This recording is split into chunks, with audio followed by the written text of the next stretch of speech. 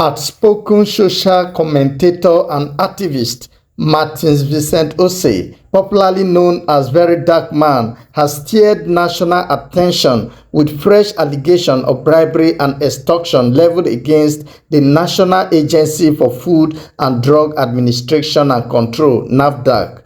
In a video posted on his verified social media platforms, the activist claimed that NAFDAC officials demanded 700,000 naira from each shop owner whose business premises had been sealed in Onitsha, Anambra State, as a condition for reopening.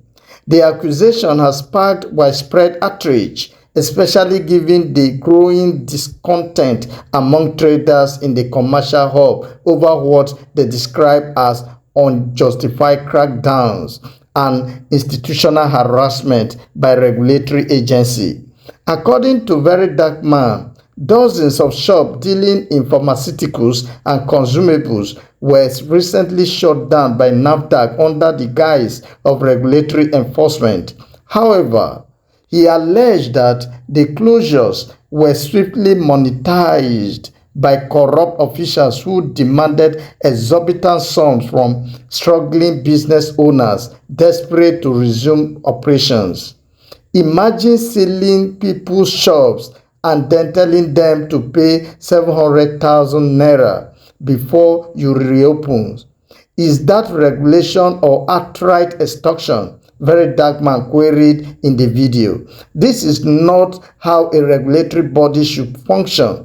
NAFDAC is becoming a threat to small businesses. While the activist did not provide direct documentary evidence in the video, he urged the federal government, anti-corruption agency, and civil society to investigate what he described as systemic abuse of power within the agency. Traders and local stakeholders have also begun to lend their voices to the controversy. A source from the Onitsha Patent and Proprietary Mercy Dealers Union, who spoke on condition of anonymity, confirmed that some shop owners were quietly forced to part with large sums of money to regain access to their businesses. "We fear retaliation," the source said, "but it is true some of us were told to pay 700,000 naira, others less, depending on the officials involved. It is not a uniform system. It feels more like extortion than regulation." Attempts to reach NAFDAC officials for a response have so far been unsuccessful. Multiple calls and emails sent to the agency's spokesperson as of press time were not returned. However, previous statements from the agency have maintained that recent enforcement operations in Anambra State were part of a nationwide crackdown on counterfeit drugs and unlicensed pharmaceutical vendors. Still, critics argue that while regulation is essential, it must be conducted transparently and within the confines of the law. Allegations such as those raised by VeryDarkMan threaten to undermine public trust in regulatory institutions and cast a shadow over legitimate efforts to protect public health.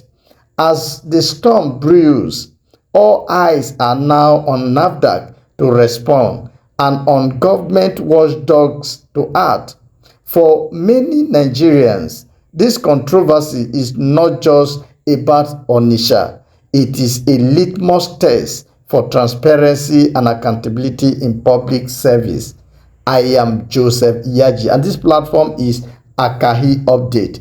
Don't forget to share, like, comment, and follow this page so as to be promptly notified of our subsequent update. Thank you.